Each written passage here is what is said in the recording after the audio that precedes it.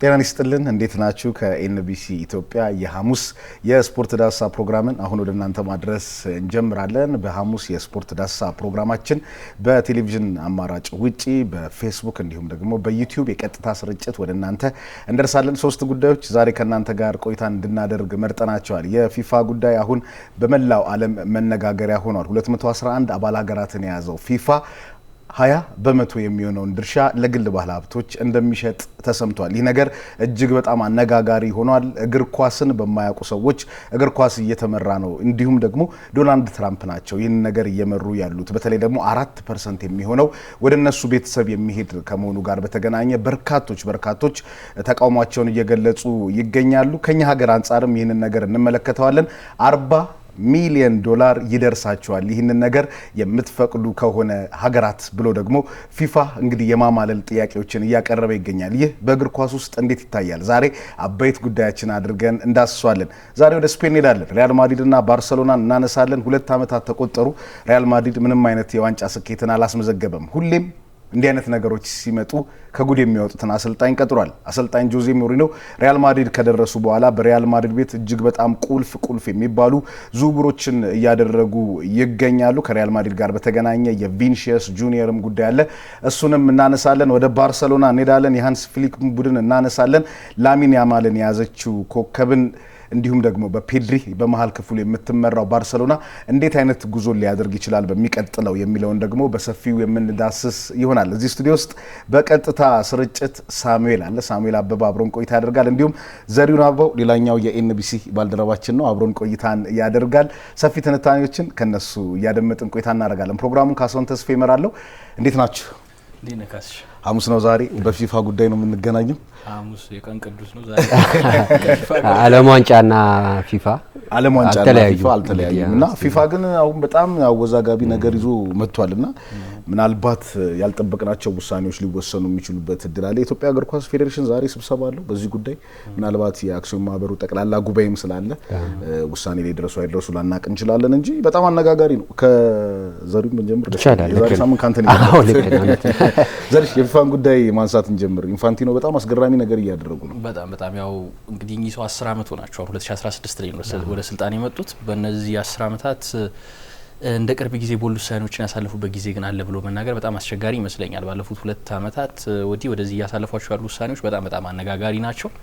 አሁን ደግሞ ከሰሞኑ የተሰማው ወሬ እስካሁን ካደረጉት ሁላ በጣም ከባዱ ነው እየተባለ ነው የሚገኘው። የዓለም ዋንጫን 20% ድርሻ ወደ ግሉ ሴክተር ለማዞር ፍላጎት አላቸው የሚሉ መረጃዎች ነው እንግዲህ እየወጡ የሚገኙት።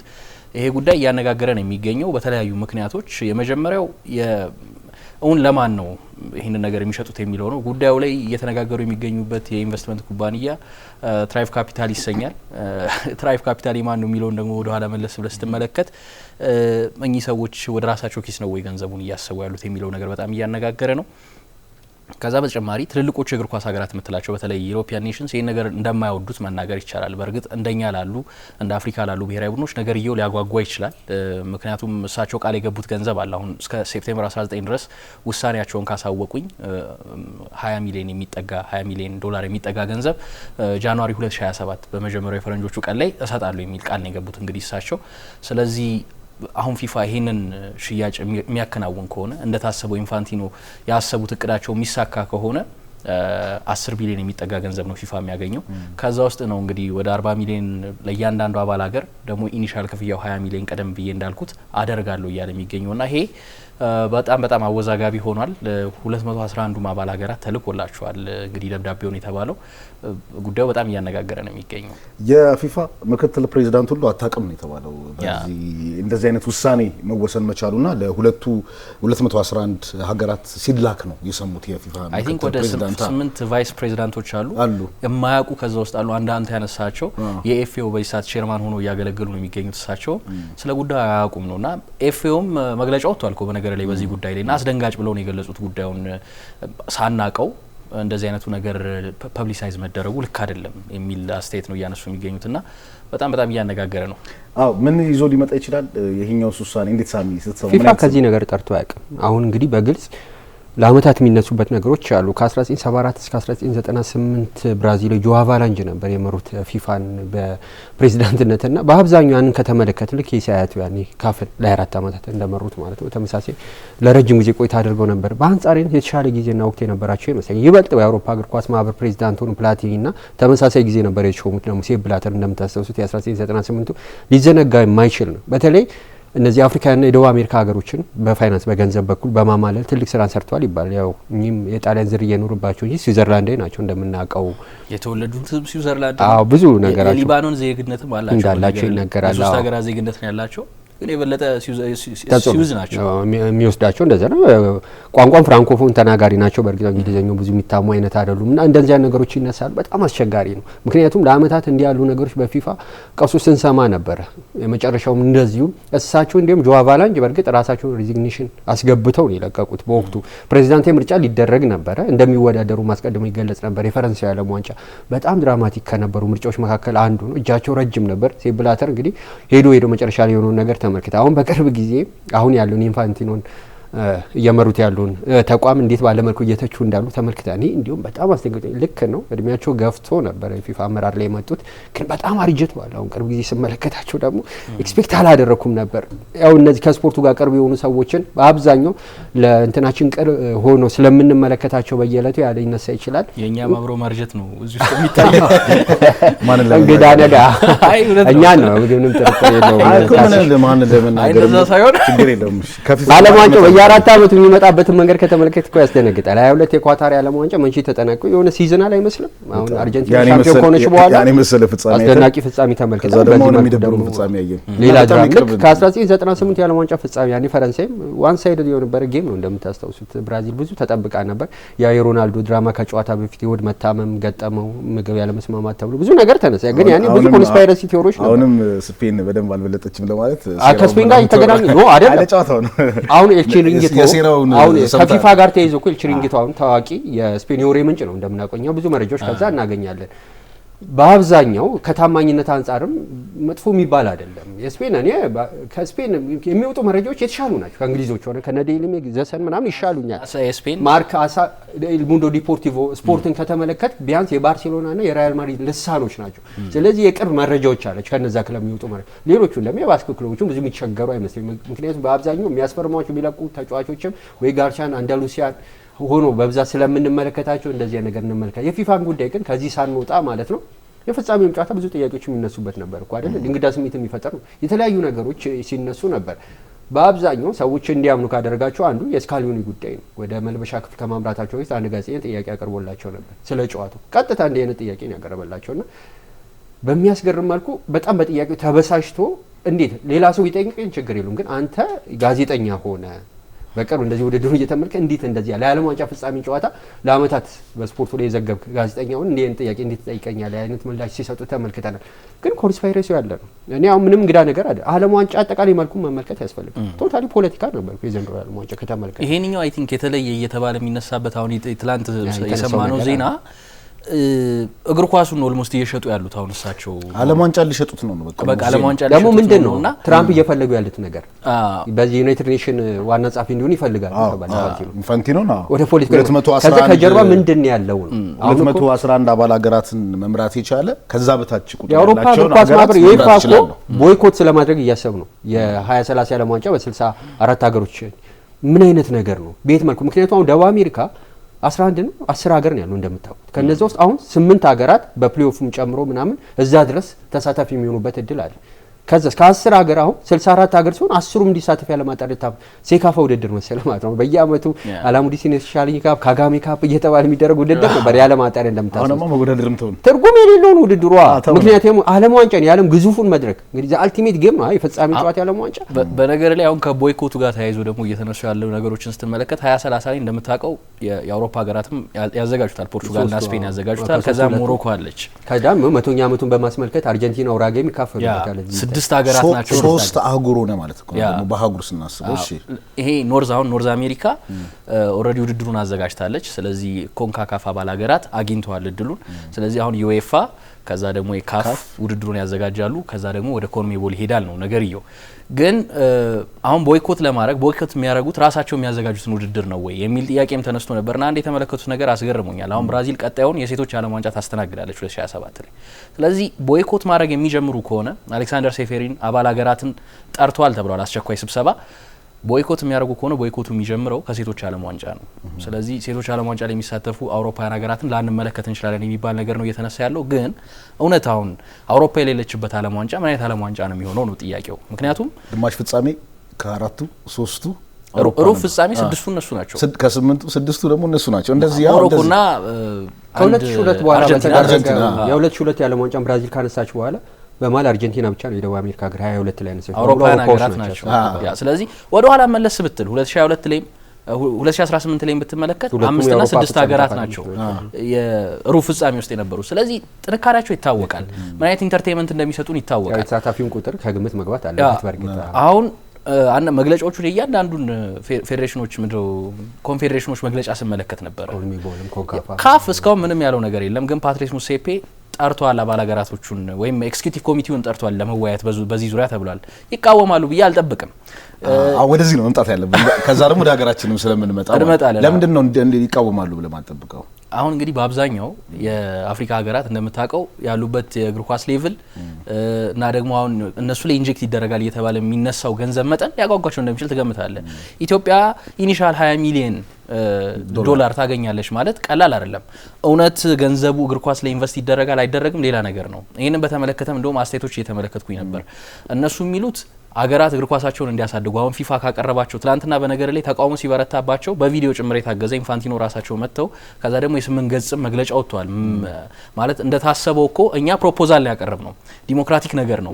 እናንተ የመወሰን መብት አላችሁ፣ ኦብሊጌሽን የለባችሁ፣ ግን አማራጭ ነው እየሰጠናችሁ ያለው። እኔ ደግሞ አሉ እሳቸው እንደ ፕሬዚዳንት ለአባል ሀገራት በስሬ ላሉ አባል ሀገራት የሚጠቅሙ ነገሮችን ፕሮፖዝ ማድረግ አለብኝ አሉ። ከዛ የተነሱባቸው ጥያቄዎች ምንድናቸው? እስካሁን ድረስስ ፊፋ ለየአባል ሀገራቱ የሚሰጠው ገንዘብ ምን ላይ እንደዋለ ክሮስ ቼክ እያደረገ ነው ወይ? እና ደግሞ በዚህ ደረጃ ከፍተኛ ገንዘብ ሲመጣስ ይህንን ገንዘብ የት እንደሚውል እንዴት ነው ቼክ የሚያደርገው የሚሉ ጥያቄዎች ይነሳሉ። እሱ ብቻ አይደለም የታሰበው ለአባል ሀገራቱ ከሆነ ቅድም ያነሳው ትራይቭ ካፒታል ጆሹዋ ከሽነር ይባላል። እሱ ማለት ትራምፕ ዘመድ ነው ኦልሞስት ቤት የዶናልድ ትራምፕ ልጅ ኢቫኒካ ናት የእሷ ባለቤት ወንድም ማለት ነው። ስለዚህ ነገርየው ወዴት ነው እየገባ ያለው ነው አሁን ጥያቄ ውስጥ መውደቅ መቻል ያለበት። እና ትራምፕ እየመራው ነው ያሉት እኮ ሴፕ ብላተር እንትን ልክ እኮ ነው የዛሬ ዓመት ብለው ነበር ታስታውሳለህ። እኔ ፊፋ የሚመራው ትራምፕ ነው ኢንፋንቲኖ ነው የሚል ጥያቄ ጠይቀው ነበርና ለነገሩ የትራምፕና ኢንፋንቲኖን ግንኙነት እኮኛ አየን ለተከታታይ ጊዜዎች ለምሳሌ በጣም ይባላል በቀጥታ በፈለጉበት በጣም አስገራሚ ነገሮች አሁን ልንገር። ለምሳሌ እንግዲህ የትራምፕ ታወር ይታወቃል። ኒውዮርክ ውስጥ ትልቅ ታወር አላቸው። ፊፋ እዛ ቢሮ ከፍቷል። አንድ ሁለተኛ ኦቫል ኦፊስን እንግዲህ የጠቅላይ ሚኒስትሩ የፕሬዚዳንቱ ቢሮ ዓለም ዋንጫው እንዲቀመጥ ፍቃድ ሰጡ። ከዛ በተጨማሪ ኢናጉሬሽናቸው ላይ 2025 ላይ ወደ ስልጣን ሲመጡ ያደረጉት ንግግር ላይ ሲናገሩ ከነበሩት ነገር ውስጥ የመጀመሪያው ምንድነው ሜክሲኮና ካናዳን ትሪትን ማድረግ ነው። ማለት ታሪፍ ጥልባቸዋለሁ እንደዚህ አይነት ንግግሮችን ያኔ እንሰማ ነበር ከትራምፕ። እዛ ኢናጉሬሽን ስፒች ላይ ኢንፋንቲኖ ነበሩና ይስቁ ነበር። ኢማጂን እንግዲህ ከአንድ አመት በኋላ ሶስቱ ሀገራት በጋራ ዓለም ዋንጫ ያዘጋጃሉ። እነሱ እንግዲህ በጋራ የሚያዘጋጁትን ሀገራት እያስፈራሩ በሚሰጡት መግለጫ ኢንፋንቲኖ ኢንጆይ ያደርጉ ነበር። ስለዚህ እነዚህ ነገሮች የፒስ ፕራይሱ አይረሳም አይደለ? ፒስ ፕራይስ አዋርድ ብለው የሸለሟቸው ሽልማት ለትራምፕ ምን አገባቸው ኢንፋንቲኖ የኖቤል ሽልማት ይሆናል። ስለዚህ አሁን ኦልሞስት በቃ ነገርየውን ቢዝነስ አድርገውታል። ከአባል ሀገራት ከሚሰጥ ጥቅም በዘለለ ለራሳቸው የራሳቸውን ኪስ ማደለቢያ ለማድረግ የሚያሰቡት ነው። አንድ ነገር ማንሳት ያለብን ሄደን ሀገራችን ላይ ነው የምንመጣው። ሀገራችን ደግሞ ከ211 የአባል ሀገራት ውስጥ አንዷ ነች። ለዓለም ዋንጫ ደግሞ ሩቅ ነች። አሁን ዘርሽ እንዳነሳው 20 ሚሊዮን ዶላር በጣም የሚያጓጓ ሂሳብ ነው። እንደውም ወደ 40 ሚሊዮን የሚል ነገር ነበረ መጀመሪያ፣ ወደ 20 ሚሊዮን የሚለውን ዜና ነው በደንብ ያዩት። በጣም የሚያጓጓ ገንዘብ ነው። ለዓለም ዋንጫው ሩቅ ነን። 64 ሀገራት ቢሳተፉ እንኳን እርግጠኛ መሆን የምንችልበት ነገር የለም። 48 ሀገራት የዛሬ 10 ዓመት 12 ዓመት ቢሆን ኖሮ ገብተን ነበር። በሰውነት ቢሻው ቡድን መግባት እንችል ነበር። ያው የእግር ኳሳችንም ደረጃ ያው ብዙ ጊዜም ስለምናነሳው ማለት ነው። አፍሪካ ካፍ ደግሞ በፊፋ ተጽዕኖ ውስጥ ስለመሆኑ ምንም ጥርጥር የለውም። ምክንያቱም በየ2 ዓመት የነበረው የአፍሪካ ዋንጫ ወደ 4 ዓመት ከፍ ብሏል። ስለዚህ የ54 ሀገር አለ በካፍ ውስጥ አባል ሀገራት ማለት ነው። ስለዚህ የዚህ ሀገራት ድምጽ ደግሞ በጣም ወሳኝ ነው። ወደዚህ የምናምጣውና ምን አይነት ውጤትን ይዞ ይመጣል የሚለውን ብንመለከት ጥሩ ይመስለኛል። አጓጊ ነው የሚሆነው፣ ምንም ጥርጥር የለውም። በእርግጥ ይህን የዓለም ዋንጫ የተጠቀሙበት ይመስለኛል። ከተሳታፊ 48 ቁጥሮች አንጻር ከተዝናኑትም ከእንደገና በሀገሮች መካከል ያለው ልዩነት ያልተለመደ አይነት ነው አይደል? ዘንድሮ ፕሪሚየር ሊጉ እናነሳ የ4 የ5 ጎል ልዩነት ጨዋታዎች ብዙ እየተመለከትን አይደለም ማለት ነው። አንዱ መሳሪያው ፋይናንስ ነው፣ ገንዘብ ነው። እነ በርንሊ፣ ሰንደርላንድ፣ ሊድስ አዲስ አዳጊ ክለቦች ሆኖ ባለፉት 3-4 ዓመታት ካደጉት ክለቦች መካከል 70-80% መልሰው የሚወርዱበት እድል ተፈጥሮ ተመልክተን ሲመለሱም ደግሞ እንዴት ኢንቨስት አድርገው እንደሆነ ስናይ ነበር። ለተለያዩ ክለቦች የሚሸጧቸው ተጫዋቾች በሻምፒዮንሺፕ እየተጫወቱ እኮ በሚሊዮን ዶላር የሚወጡ ተጫዋቾች እያየን ነው አይደለ? ታች ወርደው ለማምጣት አሁን ማቴዎስ ፈርናንዴዝ እኮ የሻምፒዮንሺፕ ተጫዋች ሆኖ ነው ዌስትሃም ወርዷል አብሮ። ሰመርቪልን ተመልከት በምን አይነት የዙሪ ሰመር ሲሸጧቸው እየተመለከተ ነው ያለው። ስለዚህ ራሱ ገንዘብ ያለውን ኃይል እየተመለከቱት ነው ያለው። ትልልቅ ከአውሮፓ ክለቦች ጋር እኮ የሆነ ትልቅ ክለብ አሁን ዳኒ ኑኔዝ ከ2-3 ዓመት በፊት 80 ሚሊዮን ፓውንድ ወጥቶበት ከቤንፊካ ሊቨርፑልን ተቀላቀለ። አሁን እንግዲህ ፈላጊ ክለብ አጣው። አንዳንድ ጊዜ እግር ኳስ በየት መልኩ ነው ኢንቨስትመንት ቶታሊ በቃ ሰርኩሌት የሚደረገው ታሳቢ የሚደረገው ገንዘቡን ብቻ መሆኑ ማሳያ የሆኑ ነገሮች እየተመለከትን ነው የሚገኘው። አንድ ኩራሳው፣ ኬፕ ቨርዴ የመሳሰሉ ሀገሮች በዚህ ዓለም ዋንጫ እኮ ስፔን ጎል ያላስቆጠረችበት ብቸኛው ቡድን ኬፕ ቨርዴ በየትኛው እንዲያውም አንዳንድ ኮንስፓይረቶች ይኖሩታል ተብሎ ራሱ የስፔን ሰዎች ራሱ ይህንን ጨዋታ ከሚመረመሩ ጨዋታዎች አንዱ ነው። አሁን የስዊዘርላንድንና የአርጀንቲናም ጨዋታ ከቀይ ካርድ ወይም ቦሎ ጋር ተገቢ አይደለም እየተባለ ያው የአርጀንቲና ነገር ሲሆን ጊዜ ፍሌም ያደርጋል እንጂ አስቸጋሪ የሚሆን አጠቃላይ ውድድሩ ላይ ከተመለከተን እንትን አድርጓል ነው ዳይቭ አድርጓል ነው። አሁን ደግሞ ፊፋ አዲስ ህግ ይዞ መጥቷል። እንደምታውቁት በየትኛውም ቦታ ላይ ቅጣትም ሆነ ጥፋት ቢሰራ ቫር እንዲመለከት እድል ይፈጥራል። እንደዚህ አይነት ውሳኔዎች ለምሳሌ የቀይ ካርድ ውሳኔዎችን ነበር አይደል ታሳቢ የሚደረጉት። አሁን ግን የቢጫ ካርድ ውሳኔዎችም እንደዚሁ በቫር እንዲታዩ የሚያደርጉ እድሎች እየተፈጠሩ እንዳለ እናውቃለን። በሱ ብቻ አይደለም ምናልባት ውሳኔው ቢጫ ካርዱ እንዲቀየር ያደረገበት ካልሆነ በስተቀር የፓራጓይና የአሜሪካ ጨዋታ ላይ እንደዚህ ተመልክተናል። የፓራጓይ ተጫዋች ወደቀ፣ ከዛ ታየና ለአሜሪካ የተሰጠው ቢጫ ካርድ ተቀይሮ የፓራጓይ እንዲመለከት የተደረገበት ሁኔታ ነበሩ። ኮንሲስታንሲ ነው በጣም ወሳኝ የሆነ ነገሩና ይሄ ዓለም ዋንጫ በዚህ በኩል በደንብ ጉልበት የሆናቸው ይመስለኛል። በድፍረት ወጥተው እንዲህ ባለ መልኩ የማርኬቱን ከፍ ለማድረግ እንጂ ፊፋ ለአመታት እኮ ከእንደዚህ ነገር ጸርቶ አያውቅም እኮ በየጊዜው ነው። አሁን ምንድነው አንድ ዓለም ላይ ያለው ፖለቲካ መመልከት ያስፈልጋል። ኢራን አሁን እሳቸው በድፍረት የተናገሩት ነገር አለ። ሪስክ ወስደናል። ኢራን አሜሪካ የመግቢያ ቪዛ አንድ ቀን መቆያ ብቻ ነው የነበራት የሚል ነገር ሲያነሱ ነበር። ከዛ በኋላ ምንም ነገር ሀፕን ቢያደርግ ፊፋ ተጠያቂ ሊሆን ነው። የአሜሪካ መንግስት ሪስፖንሲቢሊቲውን አይወስድም ነበር ማለት ነው። በተጫዋቾች ላይ ወይም አጠቃላይ በክለብ በደጋፊዎች ላይ ሊፈጠር በሚችል እንዴት አይነት ፖለቲካ ጥሰት እንደነበረ ከምድብ የመጀመሪያ ጨዋታ ጀምሮ ተመልክተናል። በእርግጥ እንዲህ ያሉ ሀገሮች ለአመታት በተፈጠሩ ቁጥር እንዲህ አይነት ነገሮች ሲፈጠሩ የሚሆኑት ነገሮች እየተመለከተን የምንገኝ እኔ በድፍረት መናገር አልችልም። አፍሪካ ሀገሮችም ይሄን ነገር ሙሉ ለሙሉ ይቀበሉታል ብሎ ከድምዳሜ መድረስ በጣም አስቸጋሪ። ምናልባት ግን ምን ይመስላል እኔ ደግሞ ኢትዮጵያ ያነሳውን ጉዳይ ስላለ በሱም አንድ ላይ ለመመለስ አባል ሀገር አይደል? አዎ ጥያቄ የለውም። ገንዘቡ እግር ኳስ ላይ መጥቶ ቢፈስ እንደኛ ላለ ሀገር በጣም የሚያበረታታ ነው። ለምሳሌ 48 ሀገራት በመሆናቸው ነው አይደለ? ኬፕ ቨርዴ ለመጀመሪያ ጊዜ ዓለም ዋንጫውን የተሳተፈችው፣ ጆርዳን፣ ኡዝቤኪስታን እንደነዚህ ያሉ ሀገራት ለመጀመሪያ ጊዜ ወደ ዓለም ዋንጫው ሲመጡ የተመለከትናቸው የሀገራት ቁጥር ከፍ በማለቱ ነው። 48 ደግሞ አልሰለቸንም ይሰለችናል ብለን አስበን ነበር። ኳሊቲ ኮምፕሮማይዝ ይደረጋል ትልቁ ጥያቄ ነበር። ግን አሁን እዚህ ጋር ማንሳት መቻል ያለብን ነገር ገንዘቡ መምጣቱ ብቻ አይደለም። ገንዘቡ ከመጣ በኋላ ያንን ገንዘብ በየተዋረዱ የምናፈስበት ሲስተም አለን ወይ? እንዴት ነው የምንጠቀምበት? እንዲህ አይነት ውሳኔ ወስነ እንዲወሰን አድርገን ገንዘቡ ሊመጣ ይችላል። የአውሮፓን ሀገራት ላይወዱት ይችላሉ አልኩ። የገንዘቡ ችግር ላይኖርባቸው ይችላል። ፍጹም አይቀበሉት። በቃ ምናልባት የቼኩን ተመልክተናል። የቼኩን እሱ ብቻ ነው ድጋፍ ያደረገው። ትላንትና ወጥቶ ይሄ ነገር ጥሩ ነው ያለው የቼኩ ብቻ ነው። ምናልባት አሪፍ ሊሆን ይችላል የሚል ሀሳብ ሲያነሳ ተመልክተናል። ወደኛ ስንመጣ እኔ እውነቱን ለመናገር ፓትሪስ ሙሴፔ ኤክስኪዩቲቭ ኮሚቴውን ሰበሰበ አልሰበሰበ ካፍ ይሄን ነገር ይቃወማል የሚል እምነት የለኝም። በቅርብ ጊዜ የተዋለልው ውለታ አለ። ከ5 ሀገር 10 ሀገር ሆነናል እና ይሄ አሁን እንደውም እኮ አስተያየት ሰጪዎችም ይሄን ነገር እያነሱ ነበር። ሃቪየር ቴባስ ምን አሉ? እኔ ይሄ ነገር አሉ እኮ ለእግር ኳሱ የላሊጋው ይሄ ለእግር ኳሱ ከሚሰጥ እግር ኳሱን ለማሳደግ ከሚደረግ ነገር ይልቅ የበለጠ የሚመስለኝ ለኔ እንደ ምርጫ ቀስቀሳ እየተጠቀሙት ነው። ኢንፋንቲኖ አሁን ቀብድ እየከፈሉ ነው። ከፊታቸው ለሚጠብቃቸው ምርጫ ቀብድ እየከፈሉ እንደ ምርጫ ቀስቀሳ እየተጠቀሙት ነው የሚል አስተያየት እያነሱ ነበር። በእርግጥ ይኸውልህ ነገሮች ሲሸጡ እኮ ተመልክተናል። አሁን ላሊጋ ለምሳሌ በግል ባለሀብቶች የተወሰነ የተሸጠ አለ። ሊጉ አለ እንደዛ አለ። ቡንደስሊጋ የተወሰነ ፓርቱን ከዛ ደግሞ አሜሪካ ላይ ያሉ ውድድሮችን ስትመለከት ባስኬትቦሉም በለው ኤፍኤል ሌሎቹም ስፖርት አይነቶች የተለመደ ነው በዚህ መንገድ መሸጣቸው።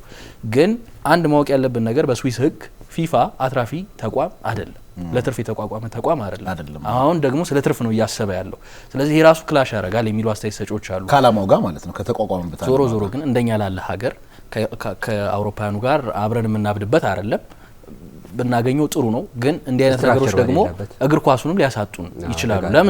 ለምሳሌ አሁን ፊፋ ሃፍ ታይም ሾው ብሎ 27 ደቂቃ እግር ኳስ መሀል 27 ደቂቃ ፋይናሉ ላይ ያዘጋጀውን ድግስ ታስታውሳለህ። ብዙ ገንዘብ ያገኛል። ከዛ ደግሞ ሃይድሬሽን ብሬክ እያለ ራሱ ካደ እንጂ ሃይድሬሽን ብሬክ እያለ በጨዋታ መሀል ያስገባቸዋል። ገና በምድብ ጨዋታዎች ላይ ገና በምድብ ጨዋታዎች ነው። ወይን ሩኒ እኮ የዚህ የእንትኑን የሃፍ ታይም ብሬኩን ልክ ካለቀ በኋላ ሲጠየቅ ጥሩ ነገር አለ ማለቁ ነው አለ 27 ደቂቃ ወስዶ መልካሙ። ስለዚህ ጥያቄው አሁን ሌላ ሃፍ ታይም ሾው እኮ ከ14 ደቂቃ በልጦ ያውቃል። የሱፐር ቦል ሃፍ ታይም ሾው 17 ደቂቃ ተብሎ ነበር። 14 ደቂቃ በልጦ ያውቃል። 3 ደቂቃ ነው የመድረክ ግንባታው። በዛው የመድረክ ግንባታ ራሱ ፑር ነበር። ይሄኛው እንዴት እንደሆነ መጀመሪያ ያሉት 5 ደቂቃ የመድረክ ግንባታ ነው። እርግጠኛ አይደለም ስንት ደቂቃ እንደገነቡት፣ ግን ይሄ በጣም ፈጣን ናቸው። ግን ሱፐር ቦል ላይ የነበረውን አይነት ነገር አላለም። የልምድ ጉዳይም ሊሆን ይችላል አላለም። ግን እዛው አሜሪካን የተደረገው ስለዚህ ነው እዚህ ጋር መጠይቃችሁ ጥያቄ እኛ ሃይድሬሽን ብሬክ ስለገባብን ከዛ ደግሞ ሱፐር ቦል ረጅም እንደ ሱፐር ቦል ሃፍ ታይም ሾው ብለው መሀል ላይ ረጅም ሰዓት ስላቆሙን እግር ኳሳዊ ኳሊቲውን የሆነ ነገር የቀነሰብን ያጣነው ነገር የለም ወይ ነው ማለት። በየጨዋታው ሃይድሬሽን ብሬክ የተባለ ጨዋታ ሲቋረጥ ሞመንተም ቴምፖ ቡድኖቹን ቶታሊ ቀየረ። ከዛ ደግሞ እንደ እሳት አርጀንቲና ከግብጽ በጣም ምሳሌ ግብጽ ከሃይድሬሽን ብሬክና በፊት እንዴት ነበረች? በቃ እሱም ማየት ያስፈልጋል። ስለዚህ እነዚህ ነገሮች የእግር ኳስ ኳሊቲውን ሊያሳጡ ይችላሉ። በጣም ፈታኝ ነበር። ለምሳሌ ዓለም ዋንጫውን ለማካሄድ አንዳንዴ ልክ ነው። አሁን ሜክሲኮ የምድብ የመጀመሪያውን ጨዋታ ከደቡብ አፍሪካ ስትጫወት ሃይድሬሽን ብሬክ 4 ነበር። ያኔ እንደምታስ 2 ያው ከዛፉ ደግሞ ጨምሮ 4 ብሬኮች በድምሩ የሚሉ ነገሮች ሲነሱ ነበርና በጣም በሚያስገርም መልኩ ያኔ የሙቀት መጠኑ 24 ብቻ ነበር እና እንዲህ ባለ መልኩ እንዴት ይሆናል? የቀዘቀዘው አጥጣት ማለት ነው። የኮንሲስታንሲ ጉዳይ ፕላስ ደግሞ እንደውም አሁን ስታነሳው ትዝ አለኝ እኔ የመጀመሪያው ጨዋታ ላይ 3 ደቂቃ ነው እንግዲህ ሃይድሬሽን ብሬክ እንደምታውቁት። ፎክስ ስፖርት ላይ የሚታየው ማስታወቂያ ስላላለቀ 4 ደቂቃ አድርገውታል። እንደኔ እድሜ ለገፋ ሰው የርገን ግሎፕ የተናገረው ማለት እኮ ነው። የርገን ግሎፕ እንደኔ እድሜ ለገፋ ሰው ሸንቱንም መምጣት ይጠቅማል። የርገን ግሎፕ በቃ እግር ኳስን በማያውቁ ሀገራት ላይ ሆናል። እዛ ማስታወቂያው ስላላለቀ እዚህ ተራዝሞ ማለት ነው። በጣም ኮንትሮቨርሻል ነው ዓለም ዋንጫ እና ጆሴፍ ሴፕላተርም እንግዲህ እሳቸውን ተክቶ ነው አሁን ኢንፋንቲኖ የመጣው ወቅሰዋቸዋል። አሁን ከትራምፕ ጋር ያላቸው ግንኙነት ምን ያህል እነዚህ ሰዎች ያላቸው ፋይናንሻል ግንኙነት እግር ኳስ ውስጥ በጥልቀት እንደገባ የሚያሳይ ነው የሚል አስተያየት ሰጥቷል። እሳቸው ምን ሰርተው ሄዱ ሌላ ነገር ሆኖ ሳለ እንትን ያውጡላቸዋል ከፈለኩ በደጋሚ ችግር የለም። በጣም አወዛጋቢ ነው፣ ግን ለማየት ያጓጓል። ለኛ ፋንዲሻችንን ይዘን የምንመለከተው ሲኒማ በለው እንደዛ ነው። የፊፋ እንግዲህ ዓለም ዋንጫን ሊሸጠው ይሆናል ስንል ያነሳነው ርዕስ ይሄንን ይመስል ነበር። በዚህ መልኩ ነው ቆይታን ያደረግነው። እንቀጥላለን። የሪያል ማድሪድ ጉዳይን ብናስቀድም ደስ ይለኛል። ባርሰሎና ሻምፒዮን ነው። ሎስ ብላንኮስ ማሪንጌስ እነሱ ላይ ብንሄድ ይሻለናል። ሁሌ ሲቸገሩ ከችግር ያወጧቸዋል ጆዜ ሞሪኖ ደግሞ የራሳቸው የሆነ የአጨዋወት አስተሳሰብ ያላቸው ናቸው። ብዙ ሰዎች የማይደግፏቸው አሉ፣ ግን ውጤትን የሚያመጡበት የራሳቸው መንገድ አለ። በጣም ወሳኝ የሚባል ዝውውር አድርገዋል። በቀይ መስመር የተከላካይ ቦታ ላይ የሚኖረው ሁለቱም የተለያየ ሚና ነው ያላቸው፣ አርኖልድም ሆነ ደንዝል ዴምፍሪስ። ስለዚህ ሪያል ማድሪድ እንዴት በርናርዶ ሲልቫ መጥቷል። በርናርዶ ሲልቫ ከረጅም የስኬት አመታት በኋላ በማንቸስተር ሲቲ ያኛውን በርናርዶ ነው ወይ የምናየው ጥያቄ አለ። ስለዚህ የሱም መጥቷል። የዋንጫ ጥማት አለ። ፍሎሬንቲኖ ፔሬዝ በፍጥነት ዋንጫ የሚፈልጉበት ጊዜ ያለ እንደዚህ ያለ አይመስለኝም እና ሪያል ማድሪድ ራሱን ለማጠናከር ደግሞ ቪኒሲየስ ጁኒየር ቁልፉ ተጫዋች ነው፣ የትም መሄድ የለበትም ተብሎ ይታመናል። የዝውውሩ ሂደት ግን እጅግ በጣም አሁን አንገብጋቢ ሆኗል። በዚህ ሳምንት አይ ቲንክ ስብሰባ ይኖራቸዋል። 16 ካምፓኒ አለ ከጀርባው ከእግር ኳሳዊ ጉዳዮች ሁሉ የሚወጣ ነው የቪኒሲየስ ጁኒየር ጉዳይ። አርሰናል በዚህ ደረጃ መምጣቱን ማድነቅ እፈልጋለሁ። በዚህ ደረጃ ለመክፈል መዘጋጀቱን ማለት ነው። ኤምባፔም እንዳለ ደግሞ ኤምባፔንም አለመርሳት ያስፈልጋል። ስለዚህ ሪያል ማድሪድ በሚቀጥለው አመት ምን ሊመስል ይችላል? እሱ ላይ ብንወያይ ጥሩ ነው። አሁን አይ ቲንክ ወደ እኔ ልትመጣ መስሎ እኔ አቀብለው ነበር በመጣ ራሱ ፓስ መደራረግ ጥሩ ነው። ሳሚና እኔ ሬዲዮ ላይ ረጅም ጊዜ ስለሰራ አታስብ። ልክ ነው። በጣም ኢንተረስቲንግ ነገር ነው። ከ16 አመት በኋላ ነው የሚመለሱት። መቼም ስናነሳ ነበር አይደል የዓለም ዋንጫው ስፔንን እንዴት ለዋንጫው እንደገፋትና በወቅቱ ያኔ 2010 ወደ ኃላፊነት ከመጡ በኋላ ግጥምጥሞች በጣም እያስገርመኝ ነበር። አይዶኑ ልክ ነው። እንደዚህ አይነት እንትኖች እንመለከታለን ከዚህ ቀደም በተደጋጋሚ። ያኔ እሳቸው የማድሪድ አሰልጣኝ ሆኖ በተሾሙበት አመት ላይ ነበር እንደምናስተውሰው ስፔን ኋላ ላይ በዴል ቦስኬ ስራ የዓለም ዋንጫውን ያሳካቸው። ዴልቦስኬና ዴላፎንቴ ተመሳሳይ 65 ዓመት ላይ የሚገኙ አሰልጣኞች ናቸው።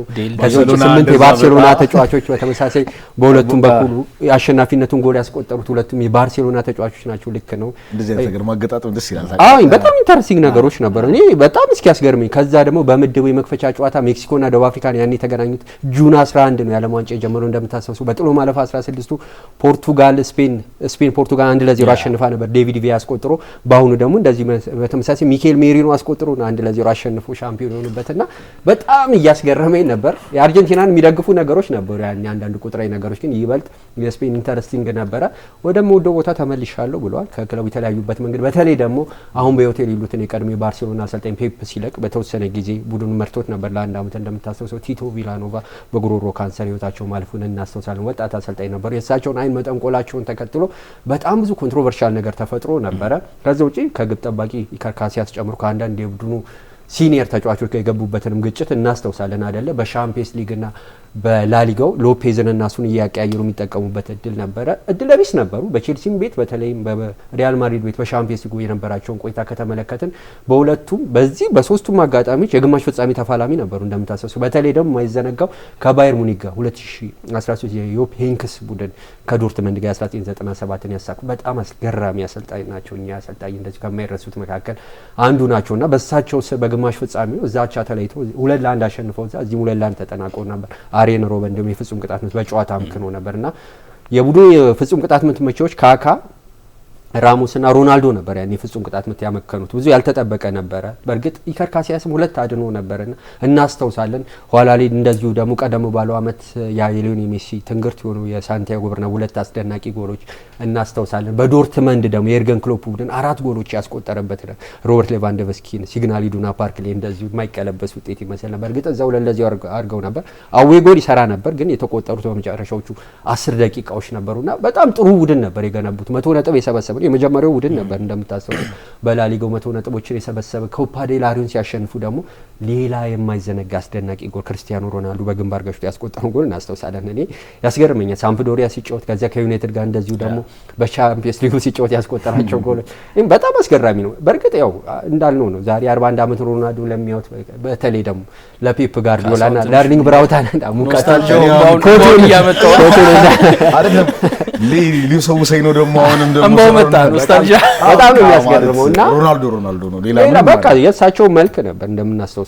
ሮናልዶ በዛ ቡድን ውስጥ ልዩነት ፈጣሪ ነበር። 2013ም ባለንዶርን ሲያሳካ በተለይ ሜሲ 4ቱን ባለንዶር ካሳካ በኋላ የመጀመሪያው የእሳቸው የመጨረሻ ውድድር ዘመን እንደነበር እናስታውሳለን። ለዚህ እኮ ነው አሁን ኪሊያን ምባፔ ባለንዶርን ሊያሳካ ይችላል ብሎ የሚያነሱ አሉ። ገርድ ሙለር ነበር ለመጨረሻ ጊዜ ምንም ዋንጫ ሲያሳካ በ1970 ማሳካት የቻለውና ሮናልዶ በዛ አመት ምንም ዋንጫ ማንሳት አልቻለም ነበር እንደምታስታውሱት። ግን እነዚህ ገድሎችን ተከትሎ ሻምፒዮን የባለንዶር አሸናፊ መሆን ችሎ ነበር። በዛ አመት ላይ በአንድ ሲዝን 48 ጎሎችን ያስቆጠረ ተጫዋች ነው። 2014-15 ይሁን እኔ የሚደገም አይነት አይመስልም። ላሊጋው ላይ ከዛ ሜሲ በሚያስገርም መልኩ 44 ጎሎችን ያስቆጠረ ኢማጂን ላሊጋ ፕሪሚየር ሊግ በመሳሰሉ ክለቦች አሁን እኮ እኛ 29-30 እሱን ግን ገጠመኝ በደንብ ላስታውስ። ትዝ ይልህ ከሆነ የባሎንዶር ሽልማት ላይ ኔክስት ማን ከፍተኛ ጎል ሊያስቆጥር ይችላል ብላ ትጠይቃለች ማለት ነው። ከዛ ዝላታን እዛ ላይ ሜሲ ይላል፣ ሮናልዶ ኔይ ይለዋል። ገብቷል አይደለ? ከዛ በኋላ በአጠቃላይ ውድድር ወደ 66 አይነት ጎል ላይ ገባ። ወደ 66 ጎል ላይ ገባ ሮናልዶ ማለት ነው። በሙሉ ውድድር የሻምፒየንስ ሊግ ሜሲ 58 ጎል ላይ ገባ፣ ዝላታን 40 ምናምን ማለት ነውና ሮናልዶ ነው። ይሄን ጊዜ ማስታወስ ያስፈልጋል። አይ አንተ ነው አሁን የኮምፓሪዝኑ አይደለም፣ ኮምፓሪዝን አይደለም። ሌላ አስገራሚ ቁጥር ነው ከሜሲም ጋር ካገናኙ 44 ጎሎች። ያው ምክንያቱም ደግሞ የሜሲ ደግሞ የሚለየው በዛ አመት የ3 ዋንጫ በሉዊስ ኤንሪኬ ስራ አሳክተዋል። ስለዚህ ከስኬት አንፃር ካየው ደግሞ አርሊንግ ብራውት ሃላንድ 73 ጎሎችን አስቆጥሯል አናቋላ በካላንደር አመት እንጂ እንደዛ ካየ 91 ጎሎች በአንድ ካላንደር አመት ደግሞ አስቆጥሯል። ይሄም ይሰበር አይነት አይመስልም። አንዳንዶቹ መለሰት 21 ተከታታይ ጨዋታዎች ላይ ጎል አስቆጥሯል ሮናልዶ 19 ቡድኖች ላይ አስቆጥሯል አይደለ? በአንድ የውድድር ዘመን በጣም ይሄ እኔ እውነቴን ነው ለጊነስ ላይ መመዝገብ ያለባቸው የእነዚህ ሁለት ተጫዋቾች ቁጥሮች። ለዚህ ነው አሁን እኔ በጣም የማዝነው 39 እና 41 አመት ላይ ሆኖ በጣም ኤክሰፕሽናል ነው ሜሲ ዓለም ዋንጫ ያሳለፉ በቃ ሱልንቶ ከዛ ውጭ ባሉ ነገሮች ግን በጣም የተለየ ከርሳችን እንዳንወጣ ያው ግልጽ ነው የባርሴሎና የማድሪድ ሌጀንዶች ናቸው ዘግሬተስት ኦፍ ክለቦቹ ምክንያቱም በማድሪድ ቤት ዲስቴፋኖ ተጫውቷል ቫልዳኖ እንዲሁም አንዳንዶች ዲስቴፋኖ ከነፔሊና ማራዶና የሚያስበልጡ አሉ እንደምታውቁት በስፔንና በሃንጋሪ ብሔራዊ ቡድን ተጫውቷል 1957 ባላንዶሮን አሳክቷል ከዛ የማድሪድ 5 ተከታታይ ዩሮፒያን ካፕ የአሁኑ ሻምፒዮንስ ሊግ ባለ ክብር ተጫዋች መካከል አንዱ በጣም አስደናቂ ተጫዋች ነውና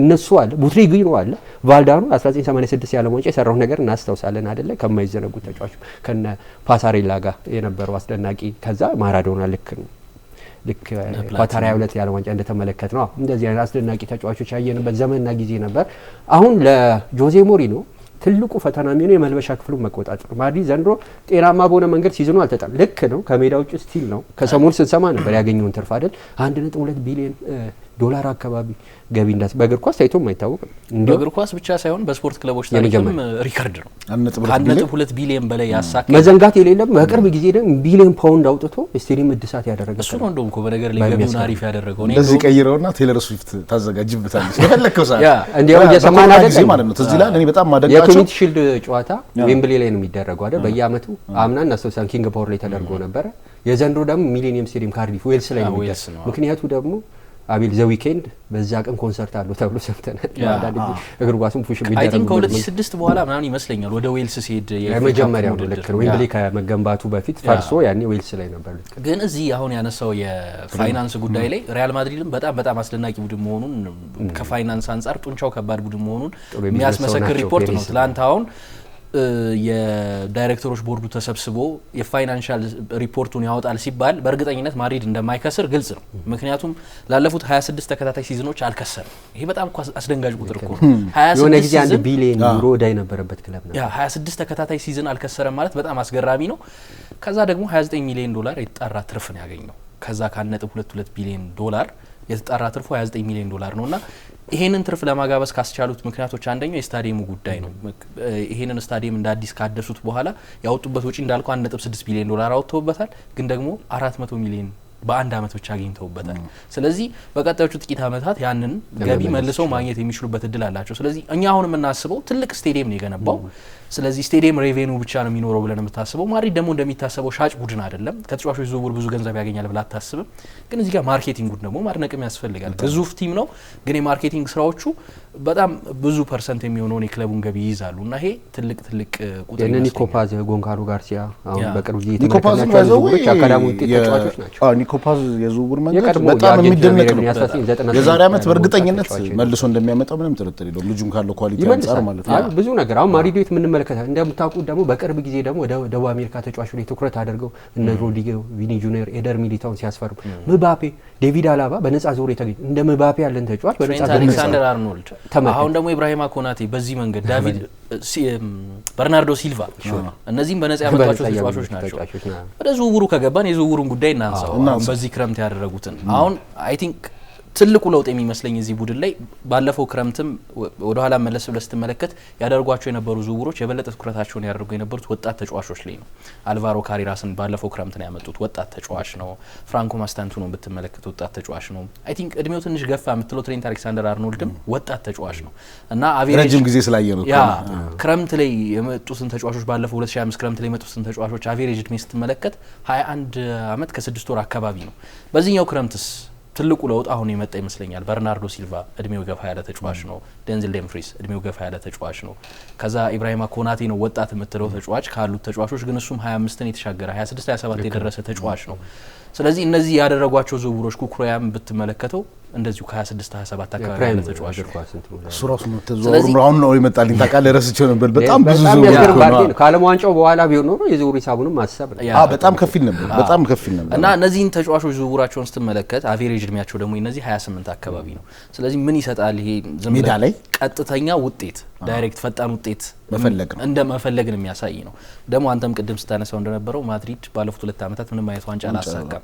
እንደ ማድሪድ ላለ ቡድን ይሄ ዲክላይን ካልሆነ ምንም ልትለው አትችልም አይደለ? ስለዚህ ይሄንን ቶሎ መለወጥ መቻል ካለባቸው ፕሬዚደንሻል ኢሌክሽኑን ያሸነፉት ፍሎሬንቲኖ ፔሬዝ የሆነ አይነት ነገር ማድረግ ነበረባቸው። ሲሪያል ዊነር የሚባሉትን ጆዜ ሞሪኒዮን እና የማሸነፍ ልምድ ያላቸውን ተጫዋቾች ሰብስበው አመጥተዋል ማለት ነው። እና ሌላው በጣም ያስገረመኝ ነገር የስፔን ላይ አንድ መረጃ እየተመለከትኩኝ ነበርና እንግዲህ ይሄ የዓለም ዋንጫ ጁን 11 ነው የጀመረው። ሳሚ ቅድም ስትለው እንደነበረው ጁን 9 የሪያል ማድሪድ ሰዎች ዋና ሰዎች ስብሰባ ነበራቸው። ከነዛ መካከል ጆዜ ሞሪኒዮ የቡድኑ ዋና ስካውት እና ሆርጌ ሜንቴዝ ይገኙበታል፣ ወኪሉ ማለት ነው። እና የሚፈልጓቸውን ተጫዋቾች 1-2 ብለው ነግሯቸዋል።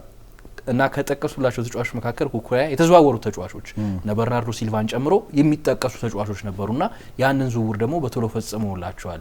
እና በካርሎ አንቸሎቲ ጊዜም ዣቪ አሎንሶን በለው አርቫሎ አርቤሎዋን በለው ይሄ አይነቱ ነጻነት እከሌን እፈልጋለሁ እያሉ እከሌ እንዲመጣላቸው የማድረጉ ነጻነት እምብዛም አልተሰጣቸውም ነበርና ሙሉ ነጻነቱን ለጆዜ ሞሪኒዮ ሰጥቷቸዋል የሚሉ መረጃዎችን እየተመለከትኩ ነበርና እሳቸው እንግዲህ በአሰልጣኝነት ኬሪየራቸው ያ ካሪዝማ አለ፣ ምንም ጥያቄ የለውም። ትልቅ አሰልጣኝ ሞሪኒዮ ነው። ግን ባለፉት አመታት የት ነው የሰሩት ብለው ወደኋላ መለስ ብለህ ስትመለከት የሰሩባቸው ቦታዎች ትልልቅ አይደሉም። ግን እነዚህን ትልልቅ ተጫዋቾች ያን የማሸነፍ ሜንታሊቲያቸውን ደግሞ ይዘው ማሸነፍ አይችሉም ብሎ ማሰብ በጣም ከባድ ነው። ደግሞ እየተወሩ ያሉ የዝውውር ዜናዎችን ሮድሪ ፌነርባችን አልቀሰው ነበረ ያኔ ያውሉ ሲቀበላቸው ኋላ ላይ ሲወጡ ደግሞ ትልቅ አረጋቸው መሰለኝ ብሎ ተሳርፎ ነበር። እዚህም ያው ከሜዳ ውጪ የሚደረጉ ንግግሮች ገና ብዙ እንደሚያጓጉ እንጠብቃለን። ሞሪኒዮ ከሆነ ሚዲያው የሚወዳቸው ናቸው። ሁላችንም እሳቸውን ስንሰማ ደስ ይለናል። አሁን ዲያው ምን እንዳለ ገና እየተጠበቀ ያለ በር ላይ ደረሰ ዝውውር ነው። እንግዲህ አሁን በቅርብ ጊዜ ከሮማኖ ጋር ግጭት ውስጥ የገባው ፍሎሪያን ፕላተንበርግ ያው ለዝውውር በጣም ቅርብ ከሆኑ ሰዎች አንዱ ነው። ዛሬ አውጣው መረጃ አለ ፌል ሊያደርግ የሚችልበት እድል እንዳለ እየተገለጸ ነው የሚገኘው። በተለይ በአርቢ ሌይፕዚግ በኩል እየተነሱ ያሉ ከክፍያ ጋር ተያይዞ ከስምምነት ምክንያቱ አንደኛ ፒኤስጂ ነበር መዳረሻው ተብሎ የተጠበቀውና የአልካላፊ በኳታር ባላቶች እጅ ስር የሚተዳደረውን በጣም ቅሬታ ውስጥ ከቶ ነበር። ምክንያቱ በጣም የተጋነነ የዝውውር ሂሳብ ጠይቋል የሚል እምነት ነበር። የተለያዩ ፈላጊ ክለቦች ሊቨርፑል ነው መጀመሪያ እኮ በቃ ሊከፍል ሙሉ ተስማምቶ የዚህ ልጅ ዋጋ በጣም ጨመረ በሚል ነው። ባርኮላ እኮ በጣም ያስገርም ነው። ባርኮላ 170 ያው ድርድሩ ከወረደ እስከ 100 ሊሸጥ የሚችልበት እድል ያለ ይመስላል። ላይናፕ ተጫዋች አይደለም በፒኤስጂ ቤት አይ ቲንክ አሁን ከሪያል ማድሪድ ትርፋማነት ጋር ምናምን ተያይዞ እያነሳ ነው ያለ ነገር ስላለ ያን ዲዮማንዴ ዋጋ መወደድ እኔ ጥያቄ ውስጥ የሚወድቅ አይመስለኝም። ግን ደግሞ ሰዎች እንደሚያወሩት መጥፎ ተጫዋች ነው ወይ ነው ያን ዲዮማንዴ እሱም መነሳት መቻል ያለበት ይመስለኛል። ሪሴል ቫልዩም ጥሩ ስለሆነ ያ ሪሴል ቫልዩም ጥሩ ነው። ላሊጋንም ያውቃል። ከዚህ በፊት ሌጋኒሽ ነበር ለጥቂት ጊዜም ቢሆን ግን አርቢ ላይፕዚግም መጥፎ ጊዜ ያለም ጥሩ የውድድር ዘመን ያሳለፈው ዓለም ዋንጫው ላይም ጥሩ ነበር እንደምታውቁት። ከዛ ደግሞ ማድሪድ ትልቁ ችግሩ አሁን ቀይ መስመሩ ላይ ያለውን ክፍተት ለማጠናከር ያን ዲዮማንዴ ዝውውርና ባላንሱን የቡድኑን ባላንስ ለማስተካከል አስፈላጊ እንደሆነ መናገር ትችላለህ። አሁን በግራ በኩል አዘንብለው መጫወትን የሚወዱ ብዙ ተጫዋቾች አሉት። ራሱ ሮድሪጎን ጨምሮ ቪኒሲየስ ጁኒየርን፣ ኪሊያን ኤምባፔም እንደ 9 ቁጥር ይሰለፍ እንጂ ድሪፍት እያደረገ መነሳት የሚፈልገው በግራ መስመር ነውና ያንን መስመር ባላንስ ለማድረግ ይፈልጉታል የሚሉ ጥያቄዎች ይነሳሉ። አንዳንዶች ደግሞ ያን ዲዮማንዴ ዝውውር ቪኒሲየስ ጁኒየርን ከክለቡ የሚገፋ ነው ይላሉ። እኔ ማለስማማበት ሀሳብ እስቲ ይህንን ነገር በደንብ ብታነሳው ጥሩ ነው። ምክንያቱም ማለት ነው አንዳንድ ሰዎች ይህንን ሀሳብ በደንብ አጠንክረው ሲናገሩ ስለሰማው ነው። ይህን ዝውውር አንተ ለምን ማትስማማበት? እኔ አሁን ቪኒሲየስ ጁኒየር ሳቢም እዚህ ላይ ታግዘኛለህ።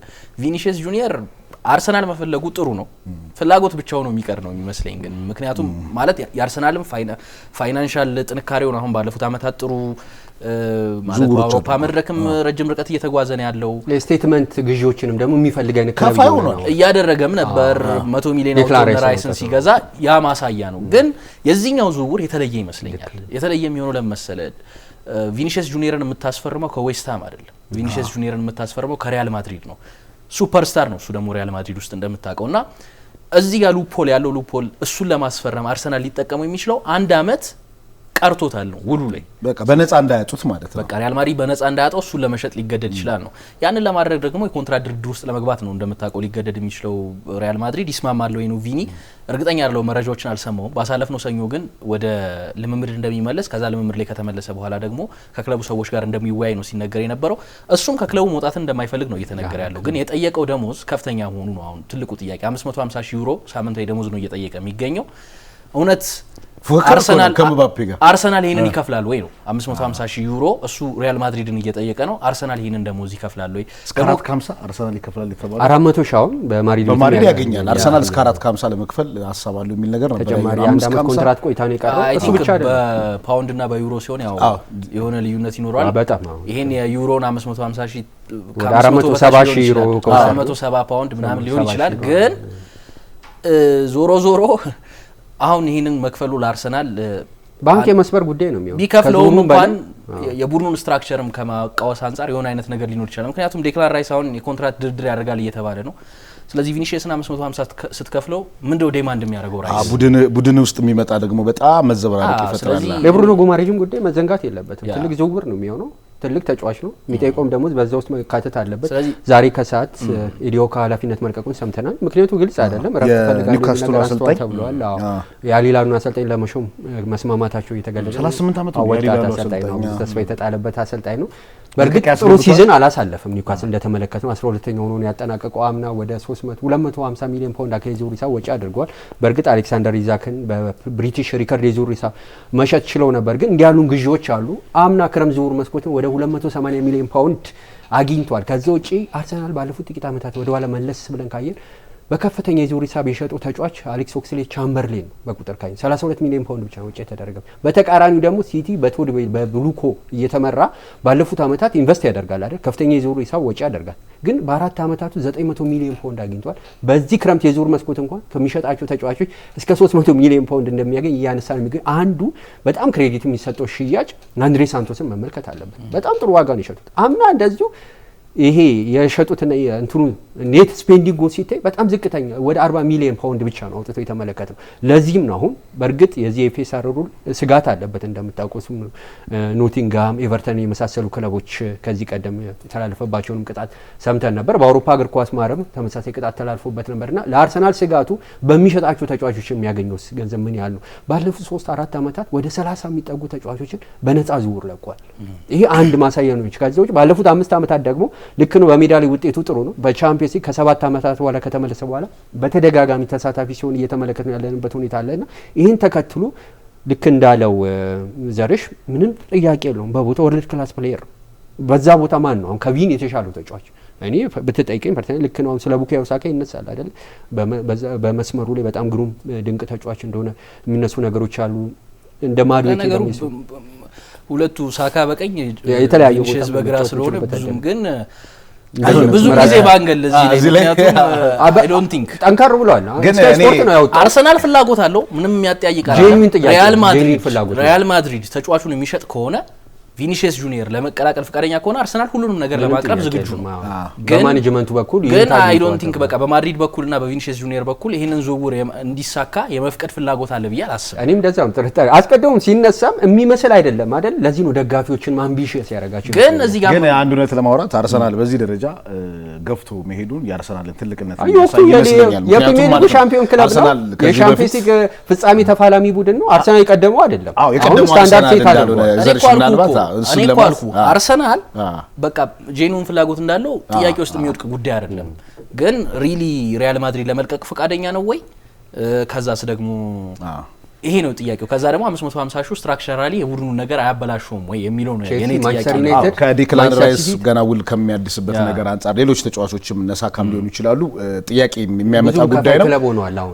በዚህ ቪኒሺየስ ጁኒየር ያለው የግል ባህሪ የእግር ኳስ ችሎታውን ብዙዎች እንዳያወሩ የጋረደበት ይመስለኛል። በተለይ በየቦታው አቲቲዩድ በየቦታው የሚጨቃጨቃት ምናምን እንጂ አይለኛ ተጫዋች እንደሆነ ሁሉም ሰው አሁን በተለይ የአርሰናል ዝውውር ሲነሳ ቢመጣማ በጣም እንደሚጠቅም የሚጠሉት ሙሉ በሻምፒዮንስ ፍጻሜ 2 ጎሎች ያስቆጠረው ቁጥሩ ከፍተኛ ነው። በማድሪድ ቤት በነበረው ቆይታም ከዚያ ውጪ ከመጣበት ሊግ ፍላሚንጎን ለቆ ከደቡብ አሜሪካ ሊግ መጥቶ በዚህ ደረጃ ስታንዳርድ ከ220 በላይ የግብ ተሳትፎ አለው በ300 ምናምን ጨዋታ 180 ጎሎች አካባቢ በጣም አስደናቂ ተጫዋች ነው። ምንም እሱ ጥያቄ ውስጥ ግን ያው አንድ ቡድን ሁለት ንጉስ የለም። ያው ምባፔና እሱ ያለው ፉክክርም ከሱ ጋር ይመስለኛል። ነገር ግን የዝውውር በሚባለው ደረጃ ግን አይመስለኝም። አሁን ምባፔና እንትን ጉዳይ በጣም ከክፍያ ጋር እየጠየቀም ስለሚገኝ ነው። ከክፍያ ጋር በተገናኘ ከሱ ጋር በተቀራራቢ ወይም እኩል ክፍያ የሚጠይቀው። ለማንኛውም የሜዳ ላይ ጉዳይ ብቻ ሳይሆን የምባፔ በማድሪድ መቆየት አድቨርታይዚንግ ክፍያዎች ጋር በተገናኘም ከ16 በላይ ካምፓኒዎች ጋር ነው የሚሰራው። በጣም አሁን ላይ ማስታወቂያ እየሰራ ነው። አገጩን መለስ አድርጓል። እሱም ደግሞ ሌላ ማስታወቂያ ይዞለት ይመጣ ይሆን አይታወቅም። ለማንኛውም ግን ከሪያል ማድሪድ ቤት የመውጣት ነገሩ እኔም ወደ ዘርሻ አደላለሁ። ሳሚም እንደዚህ ይመስለኛል የመቆየት እድሉ እጅግ በጣም ሰፊ ይመስለኛል። ዲዮማንዴም ገና አለ የሚባል ገና ዲዮማንዴም አለ። ስለ ሮድሪን እኮ ፍሎሬንቲኖ ፔሬዝ አይፈልጉም ተጫዋቹ ኢንተረስት እሳቸው አይፈልጉም ተብሎ ነበር ያዝ ተደርጎ የነበረው። እሳቸውን ፍቃዳቸው ለዚህ ነው የቪኒ ቆይታ የሚነሳው የፕሪስቲያን የዛ የቤንፊካው ተጫዋች ላይ ያንን ጉዳዩን ያዙበትን መንገድ ቅሬታ ውስጥ ከተውታል ይባል ነበር። ወደ ባርሴሎናና የመጨረሻ ጉዳያችን ነው። ባርሴሎናን ስናነሳ በጣም የሚገርመኝን ገጠመኝ ነግሬያችሁ ነው ማንሳት መጀመሪያው። የዛሬ አመት ኳስ ስንመለከት ምናልባት የኢትዮጵያ አሰልጣኞች እያዳመጡን ከሆነ ተጫዋቾች ምናምን ብዙ ጊዜ ስለ ሀሳብ እናወራለን። አንድ ቡድን ሲያሸንፍ ብዙ ጊዜ ደስተኛ ሲሆን እንመለከታለን። በተለይ ኢትዮጵያ ፕሪሚየር ሊግ ላይ ምናምን አቻ ይበዛው ሊግ ነው ለነገሩ 1-1 0-0 ያገር 0-0 79 ጨዋታ ምናምን 0-0 ቤት ብትከራይ ጨዋታ አይደለም። በቃ ዝም ብላ የኢትዮጵያ አካባቢ ሀሳብ ስለሌለው ነው። ሀሳብ ያላቸው አሰልጣኝ ትልልቅ ሳሚን ጨዋታ ግን ሰምተዋል በደንብ ቤት ብትከራይ ስቴዲየም አካባቢ ጨዋታ አይረብሽም። ጎል ስለሌለ እንደዛ ያንተን ሳልሰማው ወጋገን ህንጻ ላይ ነው ኳስ የሚያየው እኩል ነው የሚያው ካንተ ጋር። ምክንያቱም ከበረኛ ይጠለዛል ከበረኛ ይመለሳል። ሌላ ምንም ነገር የለም። አየር ላይ ነው ረጅሙን ሰዓት የሚያባክኑት። ለማንኛውም እንደዛ ስንል እንደ ገብረ መድና ላይ ያሉ ደግሞ በጣም ትልልቅ አሰልጣኞች ነበሩ። እኔ አምና የመድና ያዲየው ሳናን ጨዋታ በጣም አረሳም። በቃ ሀሳብ ያየሁበት በጣም አሪፍ ጨዋታ ካሊድ ነበር። እዛ አሰልጣኛውን ለቋል። ለማንኛውም ምን ለማንሳት ፈልጌ ነው ሃንስ ፊሊክን በጣም ነው ማደንቃቸው። አንድ ጨዋታ 3-0 ያልቃል። ያ ጨዋታ አልቆ ሁሉም ወደ መልበሻ ክፍል ይገባሉ። ከገቡ በኋላ ግን ሃንስ ፊሊክ ምናልባት ቪዲዮ ልታስታውሱ ትችላላችሁ ብቻቸውን ቆመው ከራሳቸው ጋር ያወራሉ እና እንደዚህ የነቀነቁ ነው አንገታቸውን። አይሆንም ነው በጤና 3-0 አሸንፈዋል። ራፊኒያ ነው የሚመጣው። ሁሉም ተጫዋች ገብተዋል። ጉልበታቸውን ይዞ ምን እንደሆነ ይጠይቃቸዋል። ለካ እሳቸው የተቆጩት ማሸነፋቸው አይደለም ያሸነፉበትን መንገድ ግን አላወቁትም። ስለዚህ ቀጣይ ጌሞች ስጋት አለባቸው ማለት ነው። በዚህ ደረጃ የተገነባ ቡድንን ነው ይዘው ውጤታማ መሆን የቻሉት። ስለዚህ የምታሸንፍበትን መንገድ መለየት ለቀጣይ ጋራንቲ ነው። ለዚህ ደግሞ ሃንስ ፊሊክ ማሳያ ናቸው። አሁን 2 ዝውውርን ነው ያደረጉት። ሁለቱም ዝውውር ቀላል ዝውውር አይደለም ብዬ አስባለሁ። ነገር ግን ምናልባት ሀሳብ ስንሰጥበት ከራሽፎርድ ጎርደንን ነው የመረጡት። ራሽፎርድ ለኔ በጣም ቀላል ተጫዋች አይደለም። ሁልጊዜ አርዘን ቪንገር ራሽፎርድ የመጣለት ቀን ብለው ሲናገሩ እናስታውሳለንና ምናልባት ማንቸስተር ሊጠቀምበት ይችላል ብዬ አስባለሁና ባርሴሎናን ውጤቱን አስጠብቆ የመቀጠል አቅም ይኖራል። በዚህ ብናየው ደስ ይለኛል። አዎ ሃንሲ ፊሊክ ናቸው በጣም ወሳኙ ሰው። ቅድም አንተ ስታነሳው ነበር። እሳቸው እንግዲህ ሀሳብ ያላቸው አሰልጣኝ ናቸው። ከወጣቶች ጋር የመስራት ችግር የለባቸውም። አሁን ካሪም ያስፈረሟቸው ተጫዋቾችን ስታነሳ ነበር። ጎርደንን ካሪም አዴሚን ነው አሁን ያመጡት። ካንሴሎን በቋሚነት ሊመጣ ይችላል የሚል ነገር እየተነሳ ነው የሚገኘው። አሁን እኔ ከወጣት ጋር ስለመስራት እያነሳው ነበር። ለመጀመሪያ ጊዜ በጀርመን ብሔራዊ ቡድን መለያ ካሪም አዴሚ እንዲሰለፍ እድሉን የሰጡት እሳቸው ናቸው እና ተጫዋቹን የሚያውቁት ተጫዋች ነው ልል ነው። የራሽፎርድ እና የጎርደንን ጉዳይ ስታነሳ ነበር።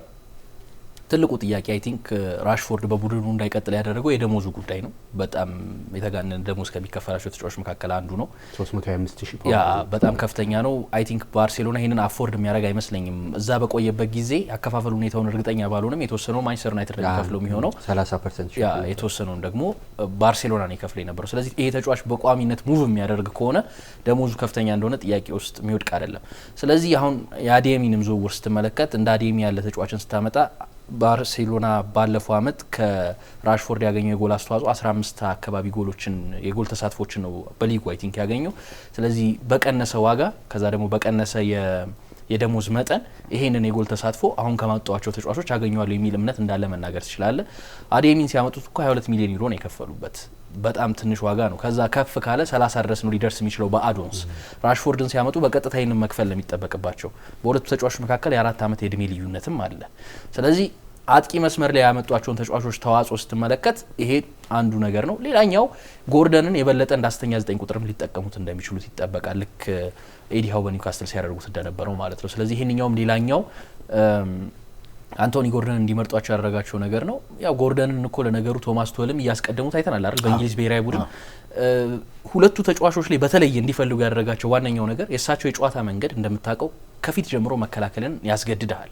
ስለዚህ ፊት ለፊት ላይ ፋንሲ ነገሮችን መሞከር የሚያበዛና ትንሽ ተዝናኖት የምታይበት ላሚን ያማል አለ።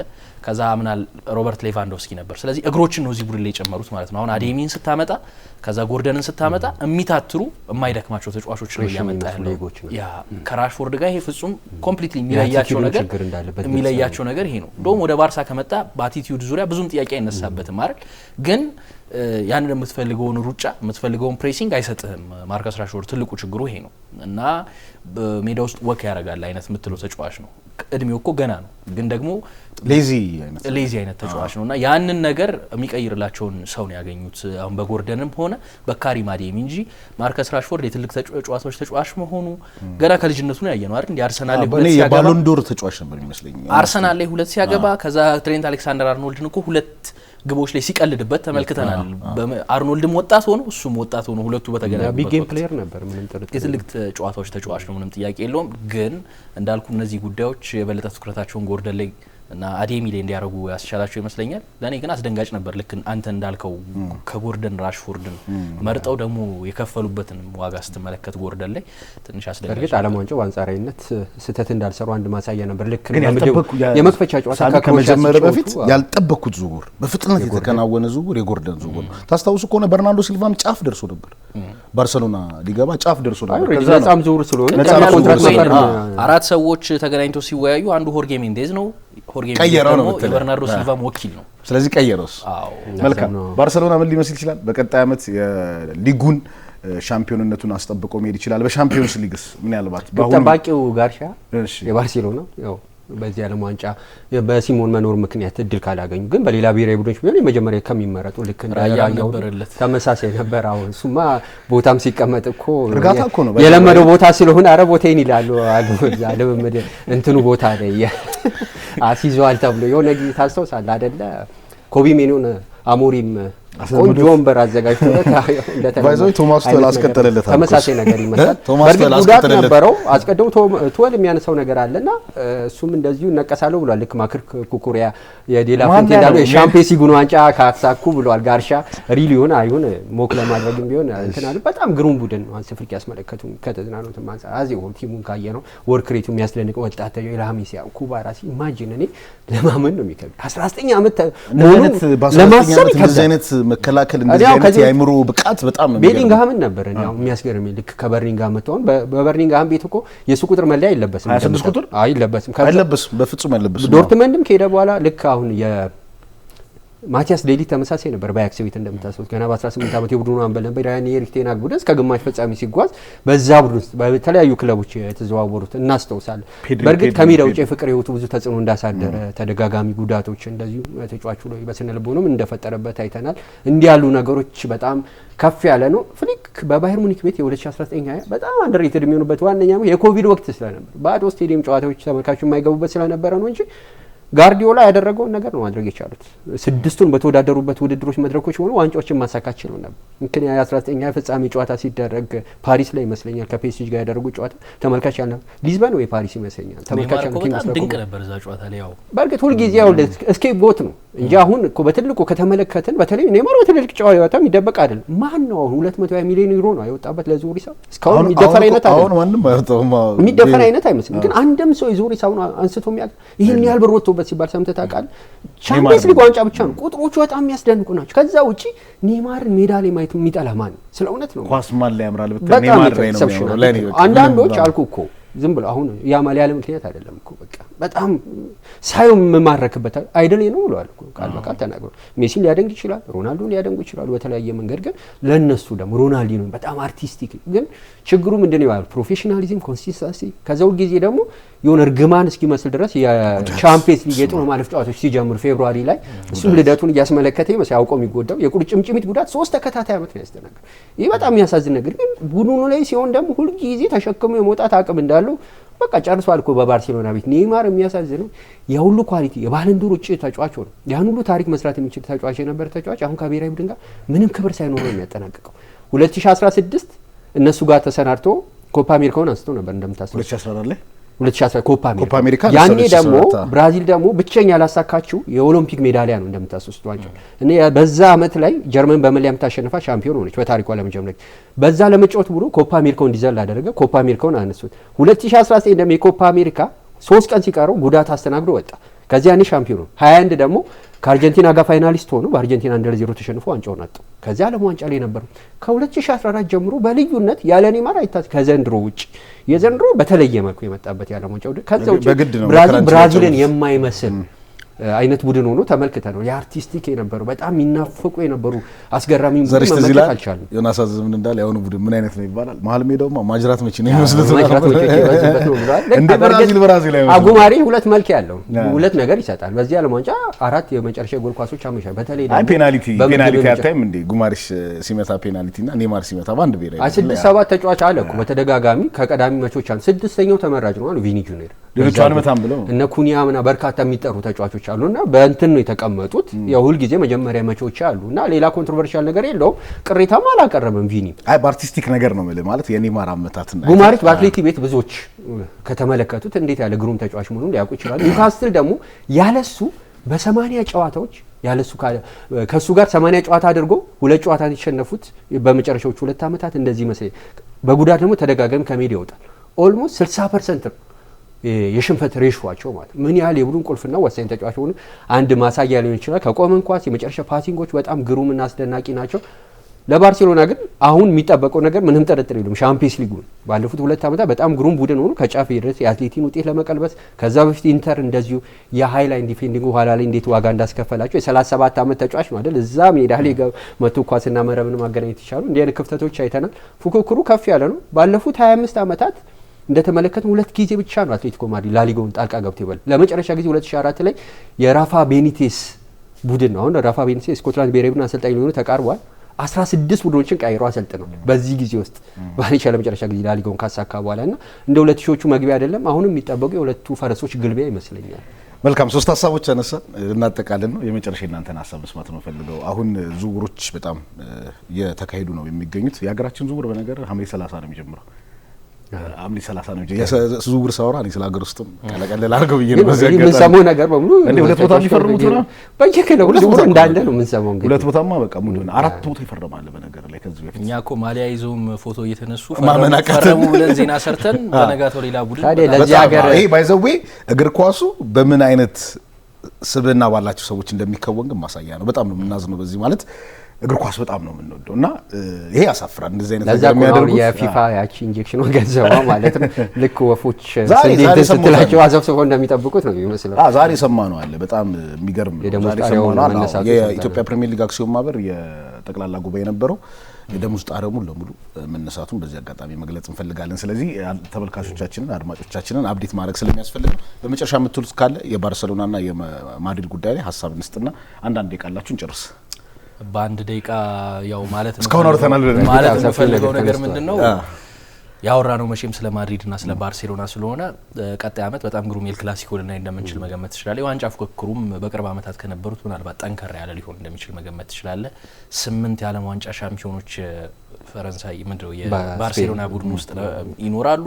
ሪያል ማድሪድ ቀላል የሚባሉ ተጫዋቾችን አይደለም ያስፈረመው። ስለዚህ ቀላል ትንቅንቅ አይኖርም። የመጀመሪያው ርዕሳችንን በተመለከተ ግን እንደ ሲሪየስ ፊልም ቢያው ጥሩ ነው። ብዙ ተከታታይ ዜናዎችን ልንሰማ እንችላለን በፊፋ ጉዳይ በጣም ፊፋ 20% ድርሻውን ሊሸጥ ስለመሆኑ ስለተሰማ ማለት ነው። ዓለም ዋንጫውን ሊሸጥ ነው ያለው። ለዛ ነው ኤክስፔክቴሽኑ ከፍ ያለው የሁለት ፈረሶች ግልቢያ ነው። አሪፍ ነገር አሁን ሳሚ ዘርሻነሳው ኤል ክላሲኮ ትንሽ ዶሚኔት አድርገው ነበር ባርሴሎና። አሁን ጥሩ ኤል ክላሲኮ ምን ይመስለኛል ለመሰለ እንደዚህ ያልኩ አንድ ጨዋታ አስታውሳለሁ የእንግሊዝ ፕሪሚየር ሊግ ነበር ምሽት ኤል ክላሲኮ ነበር። እንደው ቀኑ የምታስታውስ ከሆነ ኤል ክላሲኮን ሰው ፈጽሞ አላየው። የእንግሊዝ ፕሪሚየር ሊግ ላይ ነበር ትኩረታችን። አይ ቲንክ አርሰናል ነበር ጨዋታና በዚህ ደረጃ ኤል ክላሲኮ ብዙ ሰዎች ማየት የማይጓጉበት ሲሆን አስተውያለሁ በዚህኛው አመትና በርግጥ ኦሬዲ 14 ነጥብ ልዩነት ነበራቸው እና ለመጀመሪያ ጊዜ ይመስለኛል የሁለቱ ቡድኖች ግንኙነት ዋንጫውን አሸናፊ ዲሳይድ የሚያደርግበት ከአመታት በኋላ እንደዚህ ነገር የተመለከትንበት ሁኔታ ነበር። ያው ራሽፎርድ እንዲሁም ለመጀመሪያ ጊዜ ከሜሲ በኋላ የቅጣት ምት ጎል አስቆጠረ ካምፕኑ ላይ ተመልክተን ነበርና ምንም ጥርጥር የለውም ሁለቱም ቡድኖች ልክ ነው። ያ ዋናው ነገር ምንድነው ነው እንግሊዝ ላይ ሳይጠበቅ ሲቲ በደንብ እንትን አደረገና የአርሰናል መንሸራተት ተጠቅሞ ዋንጫው ፉክክሩ በጣም ከፍ ያለ እዚህ ደግሞ ኦሬዲ 4 ጨዋታ ልዩነት ነበረ በቀሩት መርሃ ግብሮች 1 ነጥብ በቂው ነበር ለባርሴሎና 2-0 አሸንፎ ሻምፒዮን መሆኑን ያረጋገጠበት የአርበለዋ ቡድን ብዙ ጥያቄዎች የነበሩበት ነው ከየውድድሩ እየተንሸራተተ የወጣበት ስለነበረ ምንም ጥርጥር የለም ሁልጊዜ የእግር ኳስ ስታንዳርድ ነው አይደለ ለዛ እኮ ነው በካሪክ ስር ዩናይትድ በደንብ ሪከቨር ሲያደርግ ትልልቅ ጨዋታዎችን ለማየት ጓጓል ከቶፕ 6 ቡድኖች ጋር ጥሩ ሪከርድ አለው ለአዲስ የውድድር ዘመን ደጋፊው በደንብ አምቢሽየስ እንዲሆን አደረገውና የባርሴሎና የማድሪድ ጉዳይም እንደዛ ነው ግን ለባርሴሎና ትልቁ ትኩረቱ የአውሮፓ መድረክ ይመስለኛል ቻምፒየንስ መልካም ዕለተ ሐሙስ ላይ የዛሬ ቆይታ በሰፊ ትንታኔ የተመለከትናቸው ጉዳዮች ነበሩ የፊፋ ጉዳይን የባርሴሎናና የሪያል ማድሪድ ጉዳይን ተመለከትን ዘሪሁን አበባው እንዲሁም ደግሞ ሳሙኤል አበበ የተለያዩ ሀሳቦችን ከሰፊ ትንታኔዎች ጋር እያደረሱ ወደ እናንተ ቆይታ አደረጉ ካሰም ተስፋዬ ነበርኩኝ ከኤንቢሲ ኢትዮጵያ የሐሙስ የስፖርት ዳሰሳ ፕሮግራማችን ከቴሌቪዥን ስርጭት አማራጮች በዩቲዩብ እና በፌስቡክ የቀጥታ ስርጭት ወደ እናንተ ደርሰናል ስለነበረን ቆይታ እጅግ በጣም አድርገን እናመሰግናለን ሌሎች የኤንቢሲ ኢትዮጵያ ቀሪ ዝግጅቶች አምረው ደምቀው ይቀጥላሉ እኛ በዚህ ተሰናበትን ቻው